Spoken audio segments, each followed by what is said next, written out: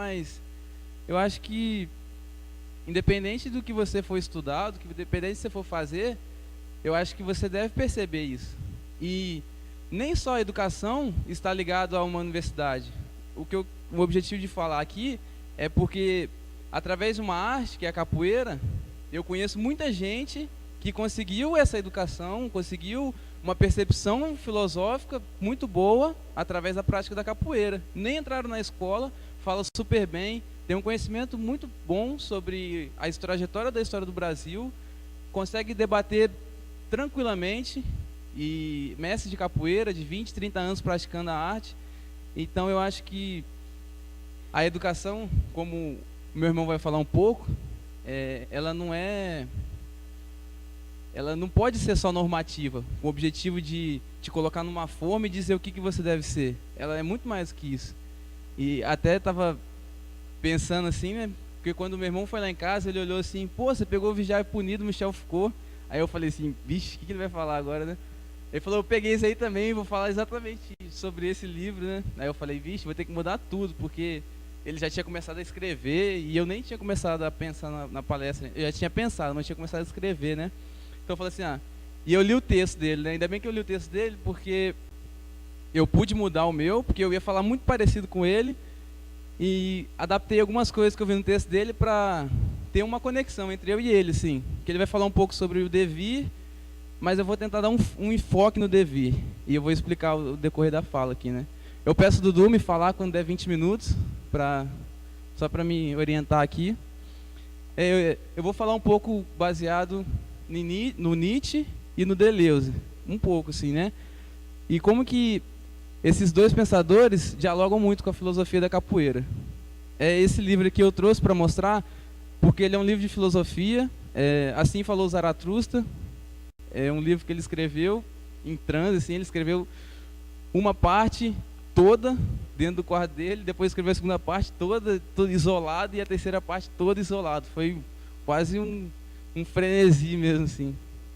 E esse livro aqui é de filosofia, só que ele não usa uma estruturação filosófica. É totalmente poético ele. Ele fala de filosofia sem um método, sem uma instrumentalização da escrita. Ele é poético. E nem por isso ele deixa de ser totalmente filosófico, denso, difícil.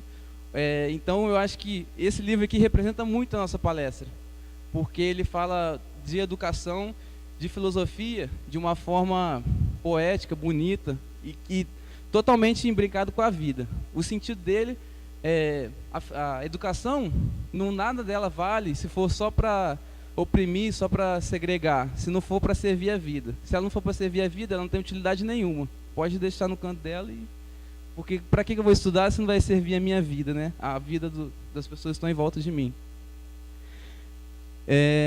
Eu quero fazer uma fala que ele faz no livro, não nesse daqui, mas é na Gaia Ciência, o livro Gaia Ciência, que é página 149, eu acho. Ele vai falar baseado no eterno retorno.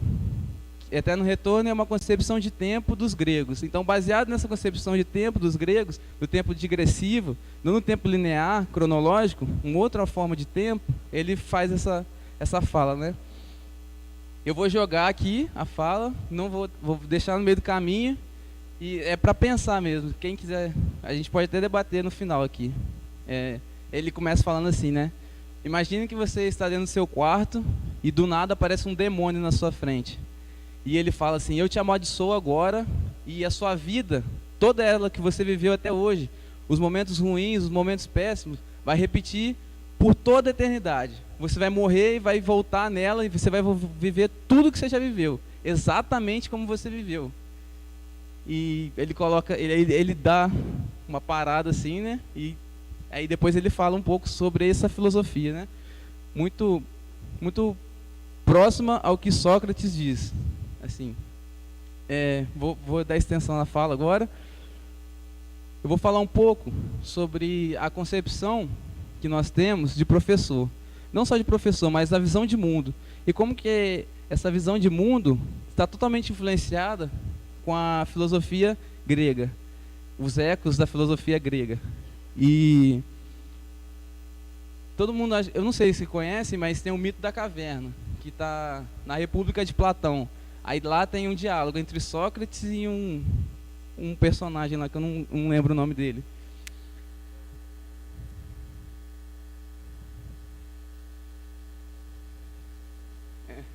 Então, é um nome bem complicado, assim, Sócrates é mais fácil, que já está familiarizado na fala, assim, né? E o mito da caverna é da seguinte forma. Alcemíades, isso. Tem 4 homens, eu não lembro se é 4, mas vou colocar o número 4, né? Tem 4 homens sentados dentro de uma caverna, dispostos para a saída, né? E nisso, eles estão acorrentados, eles não podem ver nada que está atrás deles. E eles só conseguem ver a sombra que vem de lá fora. Então o fogo que está lá fora, a movimentação dos animais, o barulho, tudo lá, eles escutam apenas os ecos e a sombra que dá na parede. Só vê a parede. E isso ele vai narrando mais detalhadamente, né? Aí ele coloca, vamos supor que essa corrente saia de um personagem. E esse homem se liberta e vai para fora da caverna. Ali, quando ele vai para fora, ele vê o que? Ele vê a realidade como ela é. Ele consegue ver a realidade exatamente como ela é. E isso ele fica espantado, fica admirado. Nossa, como aquilo lá não tinha nada a ver com o que é o real. Então fica uma relação entre o real e a representação. E eu vou mostrar como que essa questão de real e representação está muito forte na nossa visão de mundo, hoje em dia. Então ele vai lá fora e fala assim, nossa, o real é muito diferente da representação. E ele vai e tenta avisar para os outros 3 que estão presos aqui.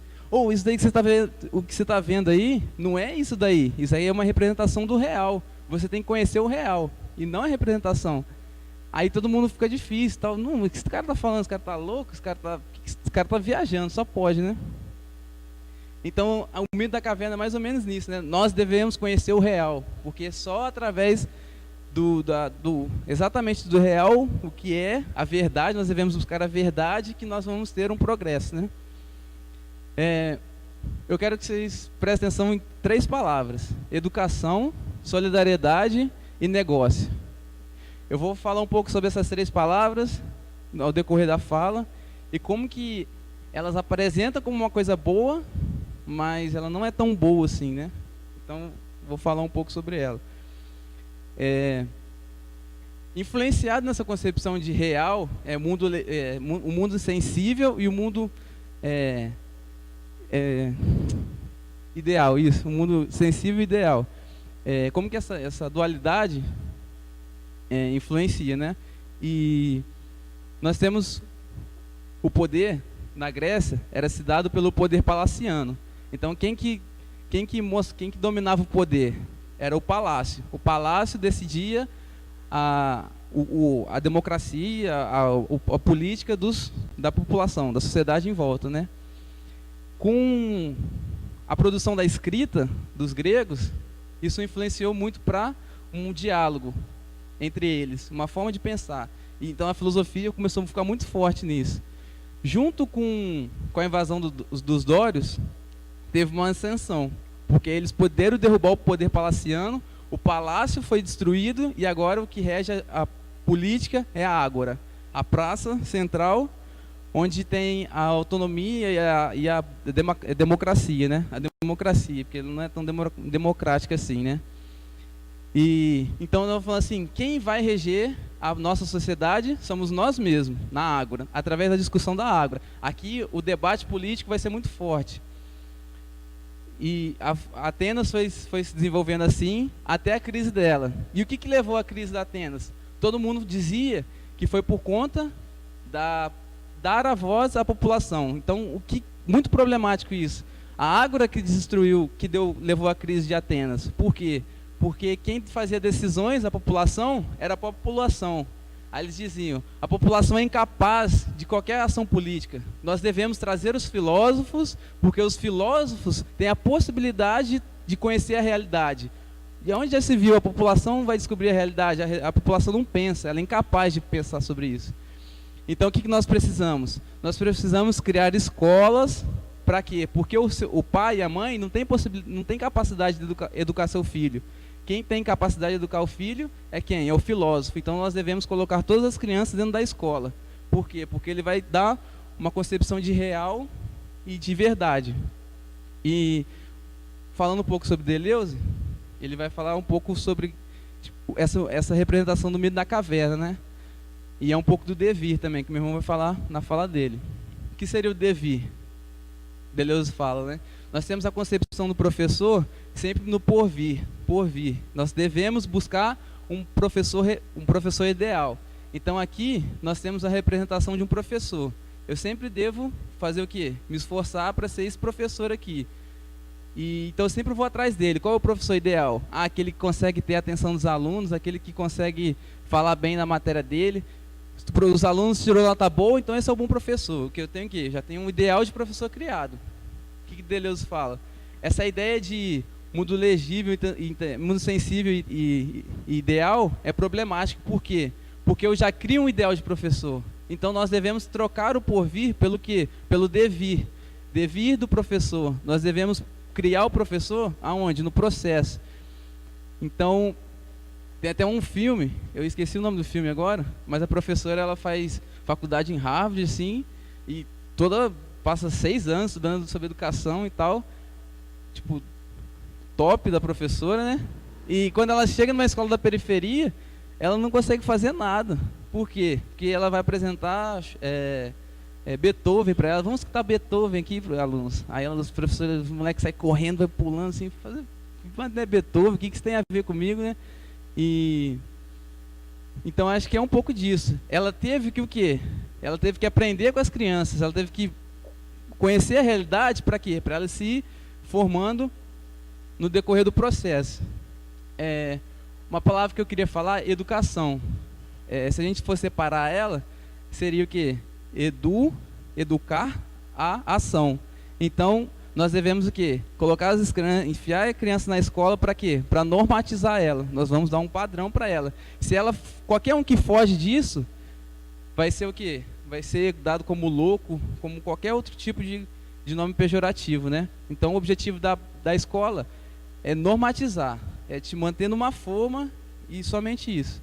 E qual é o meu objetivo aqui? É mostrar que a educação ela pode ser mais do que isso. E um instrumento que eu uso é a capoeira. Porque eu trabalhei um ano numa escola com a capoeira e como que isso me ajudou bastante na relação com os alunos, com a questão da educação e tal. Aí a palavra solidariedade que eu tinha falado também, né? Tem um texto do Durkheim, é um sociólogo, que é a divisão social do trabalho. E o que ele vai falar ali? Nós precisamos tornar a sociedade unida. E essas palavras, educação, solidariedade e negócio, que eu vou falar depois, foi o que influenciou para a matança de muita gente, dos indígenas, dos negros, dos degredados que vieram para o Brasil. Então todo mundo que fugia desse padrão, dessa caixinha, devia ser exterminado. A capoeira sofreu muito isso. Por quê? Porque os malandros, né? Então, não, esse cara é malandro, esse cara tem que ser extinto. Nós devemos o quê? Impõe trabalho para esses vagabundos aí, porque eles vai ter um processo que eles vai estar normativo, né? Então essa é a problemática desse sentido, né? Porque ela foi criada, essa palavra, mas não que ela foi criada, ela é isso. Nós podemos mudar ela também, né? Ela não está intacta, né? Então é um pouco disso, sim. Então o que Durkheim falava, né? Voltando ao Durkheim, né? Solidariedade. Aí ele usa o exemplo de 2 pedras. Eu não lembro o nome da pedra exatamente, né? Mas é uma pedra porosa e a outra é um mármore. Aí ele fala assim, se a gente pegar uma pedra porosa e jogar ela até a porta, chegar no metade do caminho ela já desmanchou, já está toda quebradiça, já não chega nem na porta. Agora, se a gente pegar um mármore, a gente pode jogar tranquilo que ela vai até... Se não tiver nada para parar ela vai embora até sei lá onde, né? Então é isso que ele fala. A sociedade precisa ser o quê? Unida. Nós precisamos estar solidários, unidos numa causa só. E se a gente for poroso, a gente não vai a lugar nenhum, porque a gente está o quê? Separado. Só que nessa ideia de que nós devemos estar unidos, é que qualquer forma de expressão que vá um pouco distante disso, deve ser extinto. Então, minha expressão cultural que vá contra qualquer outra da normativa, deve ser extinta, ela não pode existir. Por quê? Porque nós devemos estar juntos, unidos. Então isso é muito problemático, né? Uma coisa fantástica nesse livro aqui, falar menos e mostrar depois um pouco mais da prática ali, da capoeira, tem um capítulo aqui que é as 3 metamorfoses, que Nietzsche fala, né? Aí ele coloca da passagem do camelo para o leão e do leão para a criança. Aí o que ele fala, né, sobre essas 3 passagens? O camelo por quê? Porque o camelo, ele não precisa de muito alimento nem água, ele consegue carregar um número pesado de carga, então pode botar muita carga em cima dele, que ele consegue carregar, mas só carregar a carga não é suficiente, que é um pouco que a Letícia falou, a educação bancária, só colocar não vai levar a lugar nenhum, né? Então nós devemos ter a concepção do leão também, aí que vai a segunda metamorfose, né? O leão, ele tem a possibilidade de transformar essa carga, ele é um líder, que ele comenta assim, né? É um líder dessa região, então é o sentido de potência, né? O Nietzsche usa muito isso, a questão do sentido de potência, do super-homem, nesse sentido assim. Então nós devemos ser o leão, para conseguir transformar essa carga em alguma coisa para nós, no nosso sentido. E por que o bebê? Se a gente já tem um camelo e um leão, para que a criança? Aí ele fala, somente a criança é inocente o suficiente para conseguir trabalhar com esse conhecimento. Então nós temos a ideia de que quando a pessoa é criança, ela não pensa, não faz nada, mas muito pelo contrário. A criança que tem a inocência de poder transformar essa educação, de poder fazer, de poder pensar no lúdico. A ludicidade com a criança é muito forte. Então nós devemos aproveitar essa criatividade. Porque se a gente for pegar os filósofos e tudo, a criatividade cultural assim, ela não é tão expressiva. Tanto é que poética ou literatura na história deve ser extinta. A gente não... O que é literatura? Você está falando história da carochinha aí. Nós precisamos trazer a ciência, nós precisamos trazer o rigor, o metódico. Então, tudo que é lúdico, tudo que está influenciado com a inocência da criança deve ser extinta. E Nietzsche fala que não, isso é muito importante para a nossa criação, para o nosso desenvolvimento, sentido para a vida, no caso, né? E eu ia pedir o pandeiro para o Dudu, rapidão. Tem uma música que é Jogar Capoeira de Angola. Jogar Capoeira de Angola, o nome da música. E teve um dia que eu cheguei na aula lá, na escola. Não. Cheguei na escola e falei para as crianças, hoje não vai ter treino, a gente vai estudar hoje. Aí todo mundo, estudar o quê? Tipo, vamos brincar, vamos jogar, já vim instigado. Eu lembro que toda vez que eu chegava lá tinha um menininho no sol, velho. E lá era só sol, né? A gente treinava tudo no sol, não tinha sombra. Chegava lá, ele tava na grama lá, ó, plantando bananeira e tentava. E todo dia ele chegava para mim, ô professor, já estamos ficando mais tempo já. E ele plantava bananeira assim, e aquele sol. Eu falei, não, isso vai morrer daqui a pouco.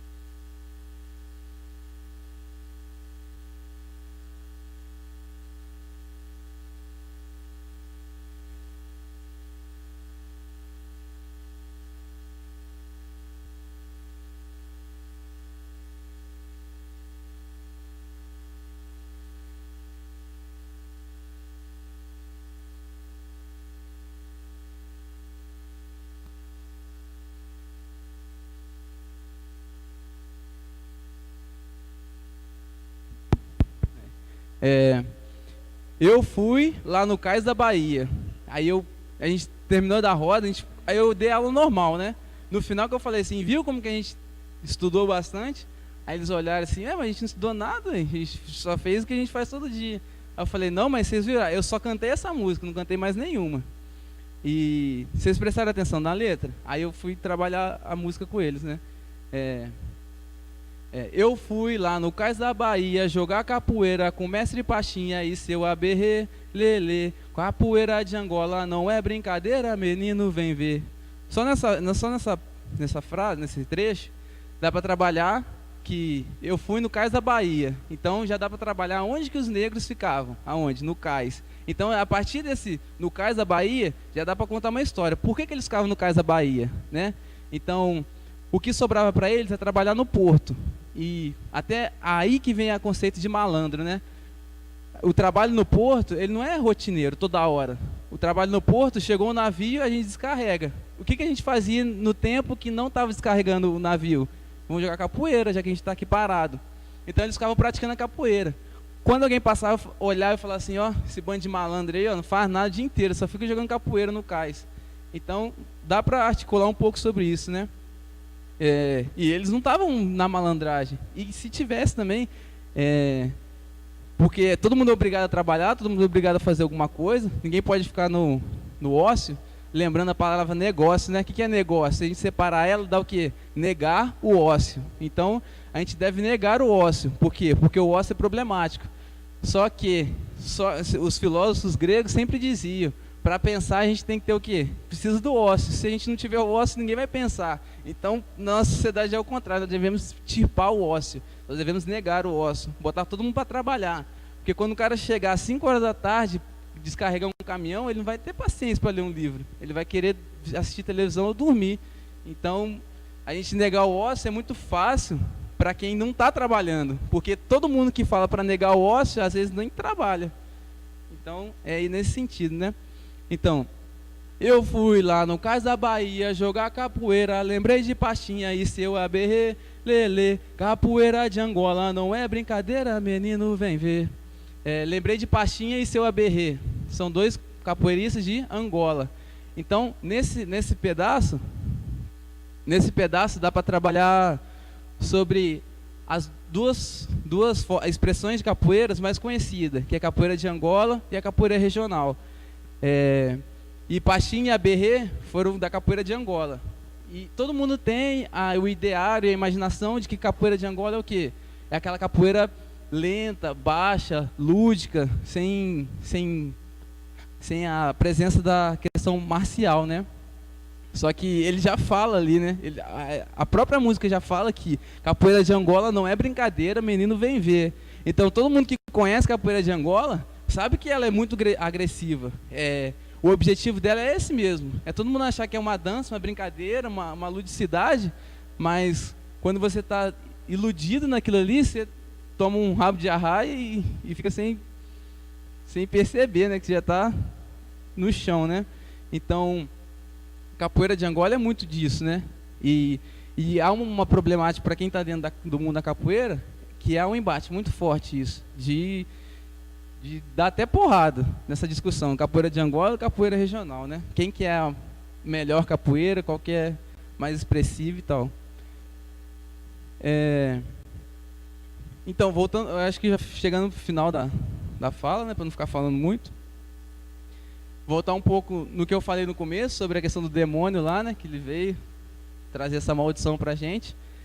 E o Nietzsche fala, né, que nós não devemos levar isso como uma coisa ruim, porque é isso que vai nos fortalecer na vida.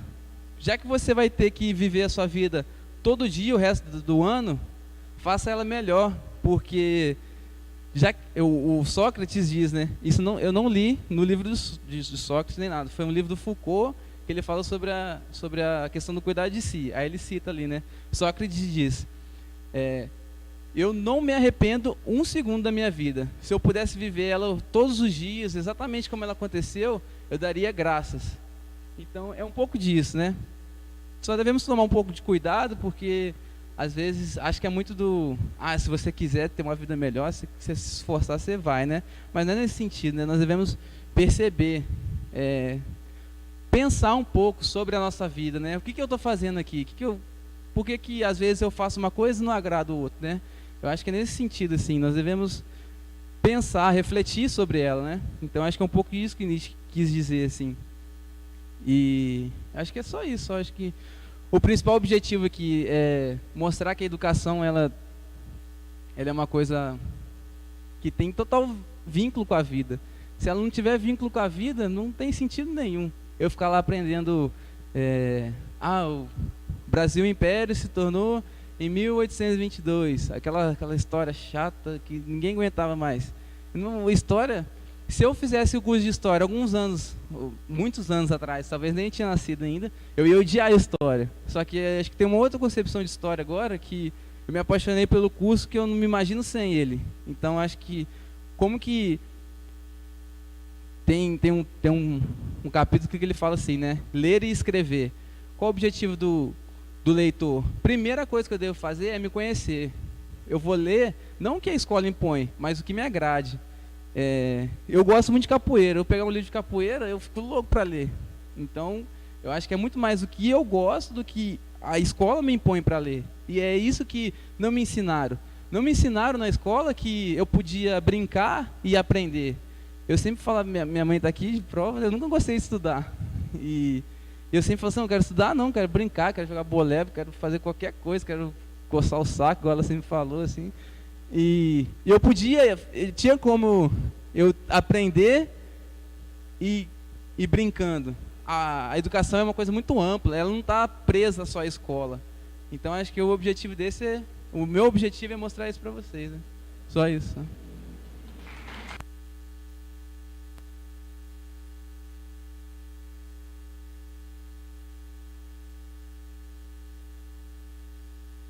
O debate vai ser no final, né, de todas as falas, e por isso que eu não falei nada. Assim.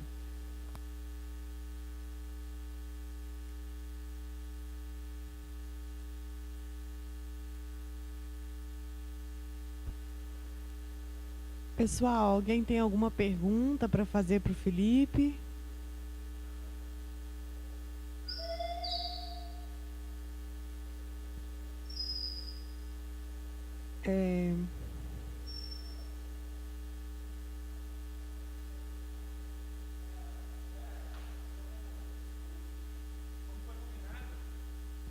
De não ter o workshop e a roda de debate lá, nós vamos realizar uma roda de debate aqui com Thales Mediano.